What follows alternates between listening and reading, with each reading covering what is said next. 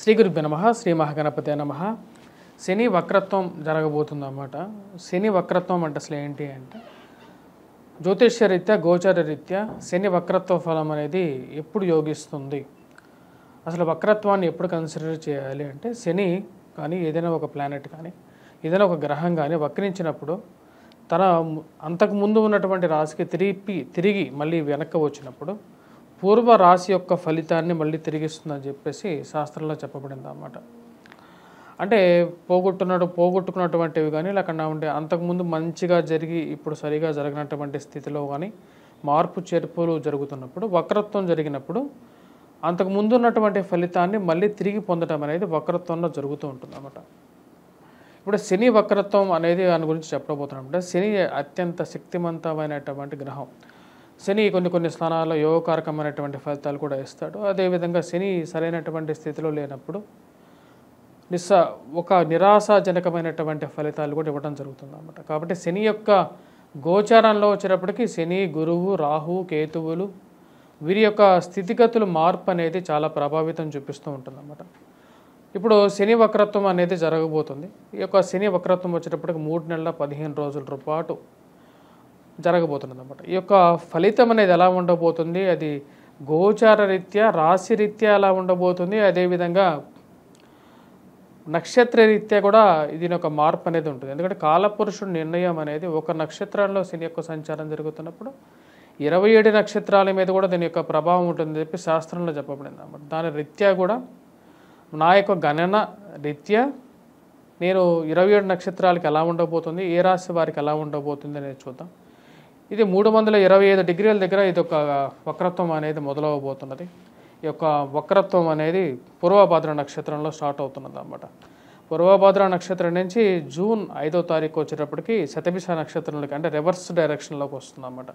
శని యొక్క మూమెంట్ అనేది రివర్స్ డైరెక్షన్లో శనికి శతభిష నక్షత్రం దగ్గరికి వస్తుంది. శతభిష నుంచి వచ్చేటప్పటికి మళ్ళీ 15వ తారీఖుకి వచ్చేటప్పటికి ఈ వక్రత్వం అనేది పూర్తిగా ఆగి శతభిష నక్షత్రంలో మళ్ళీ పురోగమన స్థితిలోకి మారుతున్నది, పూర్వభాద్ర నక్షత్రంలోకి మారుతున్నది అన్నమాట.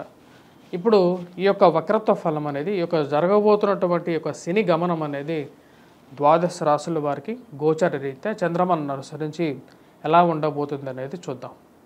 శని వక్రత్వ ఫలం ఎలా ఉండబోతుంది, రాబోతున్నటువంటి జూన్ 30వ తారీఖు నుంచి రాబోతున్నటువంటి యొక్క వక్రత్వ ఫలం గురించి మనం మాట్లాడితే ఈ యొక్క కర్కాటక రాశి వారికి వచ్చేటప్పటికి అనుకూలమైనటువంటి టైం అనేది స్టార్ట్ అయిందని చెప్పొచ్చు అన్నమాట. ఎందుకంటే పునర్వసు నక్షత్ర జాతకులకి కొద్దిగా మిశ్రమమైనటువంటి ఫలితాలు ఉన్నప్పటికీ పుష్యమి ఆశ్లేష నక్షత్ర జాతకుల మటుకు అనుకూలమైనటువంటి ఫలితాలు కానీ చెప్పొచ్చు. ఎందుకంటే శని యొక్క దృష్టి వచ్చేటప్పటికి ఎడమ చేతి మీద ఉందన్నమాట. ఎడమ చేతి మీద సంచారం చేస్తున్నప్పుడు పూర్తి అనుకూలంగా ఉంటాడు. ధన సంపాదన అనేది అనుకూలంగా ఉంటుంది, సంపద సృష్టించగలుగుతారన్నమాట. ఎందుకంటే గత సంవత్సరం వీరికి బాగలేదు.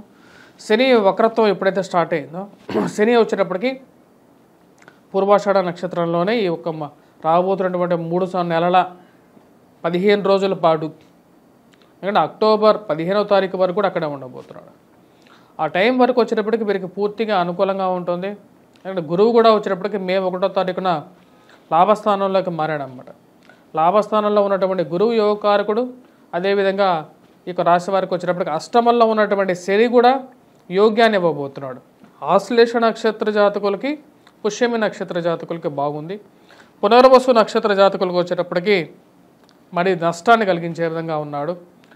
ఫైనాన్షియల్ పరంగా ఇన్వెస్ట్మెంట్స్లో కొద్దిగా జాగ్రత్తగా ఉండండి. ఆరోగ్యపరంగా కూడా జాగ్రత్తగా ఉండండి. ఎందుకంటే అష్టమంలో శని సంచారం జరుగుతున్నప్పుడు ప్రతికూలంగానే ఉంటుంది యాక్చువల్గా చెప్పాలంటే. కానీ నక్షత్ర మార్పు మనం చూసుకున్నట్లయితే పూర్వభాద్ర నక్షత్ర జాతకంలో సంచారం చేస్తున్నటువంటి తర్వాత రాబోతున్నటువంటి నక్షత్రం శతభిషాలకు రాబోతున్నటువంటి వక్రత్వంలో వచ్చేటప్పటికి ఇక్కడ గమనించాల్సింది ఏంటంటే నక్షత్రం మార్పే జరుగుతుంది, కానీ ఇక్కడ పూర్తిగా వచ్చేటప్పటికి రాశి మార్పు అనేది లేదు. ఎందుకంటే 30 డిగ్రీస్ చేంజ్ అనేది లేదు. కాబట్టి ఈ యొక్క రాశి వారికి ఈ యొక్క 2 నక్షత్రాలకి అనుకూలంగా ఉందన్నమాట. మరియు పునర్వసు నక్షత్ర జాతకులకి బాగలేదు. ఫైనాన్షియల్ పరంగా కొద్దిగా జాగ్రత్తగా ఉండండి. ఎందుకంటే అష్టమంలో శని సంచారం జరుగుతున్నది అంటే అష్టమ శని ప్రభావం అనేది వీరి మీద ఉన్నది అని అర్థం. జనరల్గా అష్టమంలో శని సంచారం జరుగుతున్నప్పుడు ఆరోగ్యపరంగా కూడా కొన్ని నష్టాలు అనేవి ఎక్కువగా ఉంటాయి.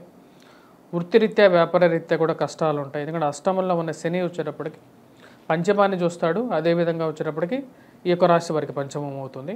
మరి అదేవిధంగా ఈ యొక్క రాశి వారికి వచ్చేటప్పటికి రాజ్యస్థానాన్ని కూడా చూసినట్టుగా ఉంటుంది. అంటే ఉద్యోగపరంగా కష్టాలు, వ్యాపారపరంగా కష్టాలు, పిల్లల యొక్క ఎదుగుదల, మానసిక ప్రవర్తన మరియు అదేవిధంగా ఫైనాన్షియల్ ఇన్పుట్స్, డబ్బులు ఇన్వెస్ట్మెంట్ చేయడం, ఇక ఇష్యూస్ అన్నింటిలో కూడా వచ్చేటప్పటికి శని యొక్క ఇంపాక్ట్ అనేది ఎక్కువగా ఉంటుంది. కానీ ఇప్పుడు శని యొక్క ప్రభావం అనేది వీరి మీద తగ్గింది చెప్పాలి అంటే. ఎందుకంటే ఈ సంవత్సరంతో వీరికి అష్టమ శని ప్రభావం కూడా దూరంగా అవబోతుంది అన్నమాట.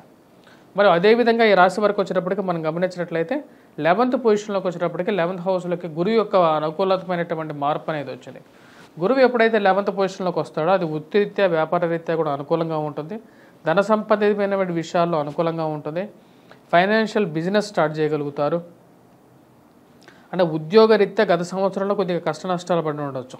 అంటే ప్రమోషన్స్ కానీ, ఇంక్రిమెంట్స్ విషయంలో కానీ రావాల్సిన సరైన సమయానికి రాక, జీవిత భాగస్వామి ఆరోగ్య సంబంధితమైన విషయాల్లో, మరి కోర్టు సంబంధితమైనటువంటి విషయాల్లో కానీ, భూ సంబంధితమైన విషయాల్లో కానీ, మరియు కుటుంబ విషయాల్లో కానీ.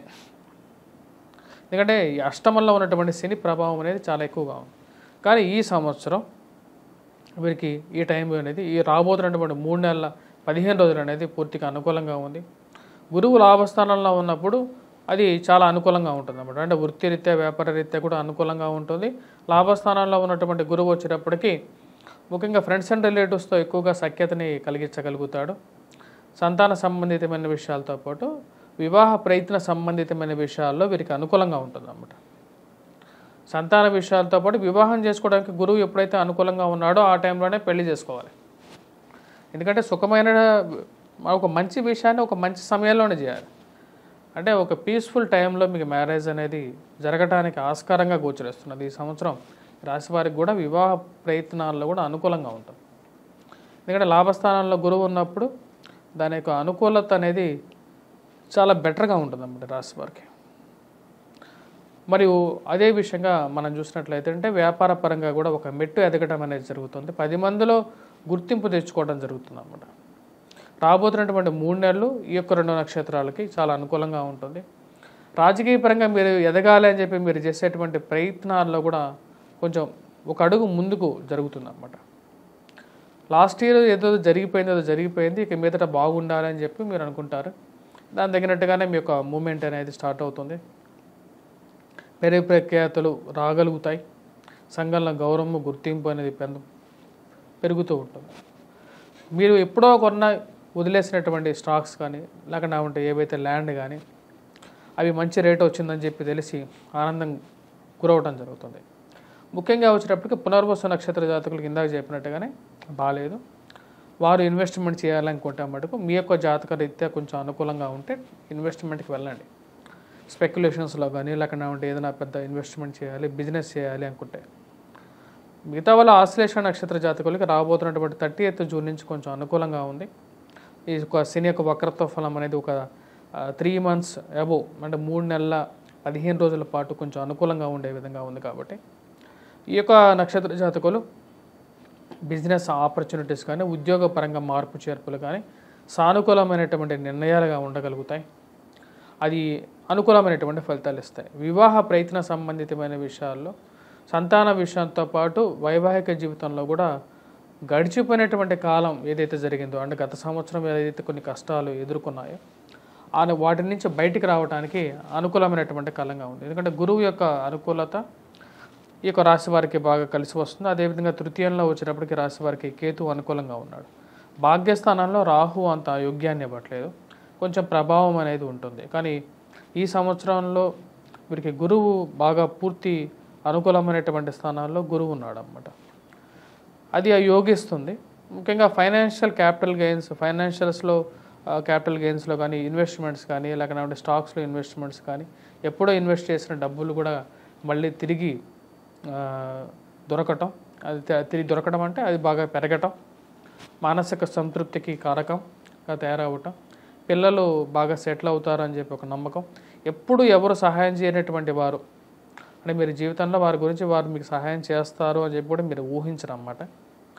అటువంటి వారి దగ్గర నుంచి మీకు సహాయం దొరకటం అనేది మీకే ఆశ్చర్యంగా అనిపిస్తుంది అన్నమాట. అటువంటి ఒక పాజిటివ్ ఫీలింగ్తో ఈ సంవత్సరంతో మీకు మే 1వ తారీఖు నుంచి గురువు యొక్క మూమెంటు, వాటితో పాటు శని యొక్క మార్పు అంటే ఇప్పుడు వక్రత్వంలో ఈ యొక్క 2 నక్షత్రాలకి బాగా మంచి పాజిటివ్ ఇంపాక్ట్ అనేది ఉంది.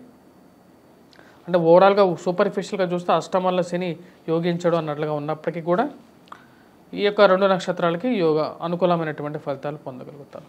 అష్టమ శని ప్రభావం అనేది దానికన్నా ముందు దాని తర్వాత కూడా కొంచెం ప్రభావం అనేది ఎక్కువగానే ఉండొచ్చు. ఎందుకంటే రాబోతున్నటువంటి మార్చి వరకు కూడా అష్టమంలో శని సంచారం అనేది, ఎందుకంటే శతభిష నక్షత్రం నుంచి మళ్ళీ తిరిగి ఫార్వర్డ్ మూమెంట్లో శని యొక్క మార్పు అనేది ఉంటుంది. కాబట్టి అసలు శని యొక్క బెటర్మెంట్ కోసం ఈ రాశి వారు ఎటువంటి పరిహారాలు చేసుకోవాలంటే వెంకటేశ్వర స్వామి దేవాలయానికి వెళ్ళడం అనేది ఒక సింపుల్ రెమెడీ అన్నమాట. సాటర్డేస్ వెళ్ళండి, కొద్దిగా 10 నిమిషాలు కూర్చోండి, మెడిటేషన్ చేసుకోండి, మీరు శనిగ్రహ మంత్ర జపాన్ని చేయండి. శనికి ఎప్పుడు తిట్టకూడదు. శని ఎందుకంటే శని దోషణ అనేది దాని యొక్క ప్రభావం అనేది ఇంకా ఎక్కువగా ఉంటుంది అన్నమాట. నెగిటివ్ ఇంపాక్ట్ అనేది చాలా ఎక్కువగా ఉంటుంది. ఎప్పుడు అటువంటి ఇది చేయొద్దు. ఇంట్లో ఎప్పుడైనా సరే పాత ఇనుము అంటే ఆ ఇనుముని ఎవరికైనా దానంగా కానీ ఏదైనా దేవాలయ నిర్మాణానికి కానీ ఎక్కడైనా ఇవ్వండి.